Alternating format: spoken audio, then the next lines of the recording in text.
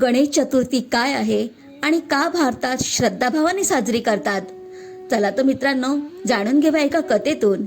ह्या कथेचे वर्णन शिवपुराणामध्ये रुद्रसहित चतुर्थी कुमारखंड अध्याय 13 ते 19 मध्ये मिळतो.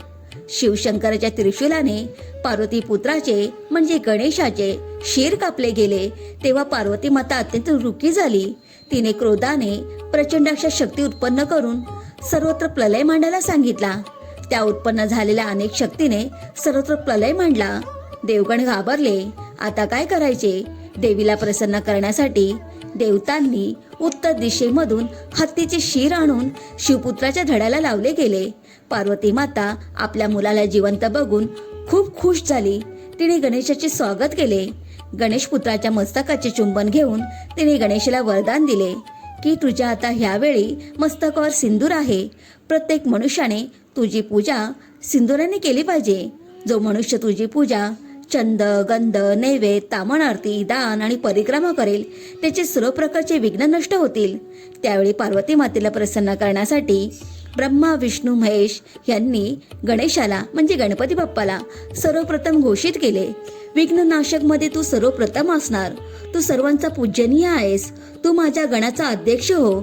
शिवशंकर पुन्हा वर प्रदान करून बोलले, गणेशा, तू भाद्रपद मास मध्ये कृष्ण पक्ष चतुर्थी तिथीला चंद्रमाचा शुभ उदय उत्पन्न होताना झालास. ज्यावेळी पार्वतीच्या चित्राने तू प्रकट झालास तेव्हा रात्रीचा प्रथम पहर म्हणजे प्रदोष काळ होत होता. त्या तिथी मास पासून प्रारंभ करून तुझा उत्तम व्रत केला पाहिजे. व्रत आणि विधी सांगताना शिवशंकर बोलतात, तुला प्रसन्न करण्यासाठी केलेलं व्रत आणि उपास जो श्रद्धेने करेल त्याचे सर्व विघ्न दूर होतील आणि त्याच्या ज्या काही इच्छा आहेत त्या पूर्ण होतील. विशेष करून स्त्रियांनी ही पूजा आणि व्रत नक्की केलं पाहिजेत. भाद्रपद मास कृष्ण पक्ष चतुर्थी तिथीला तुझी दुर्वा, पुष्पफुले, गंधमाळा, आरती श्रद्धापूर्वक तुझी पूजा केली पाहिजेत. 5, 10, 16 वर्ष हे व्रत पालन करून उद्यापन केले पाहिजेत. त्यावेळी दूध देणाऱ्या स्वच्छ गायीचे दान केले पाहिजे.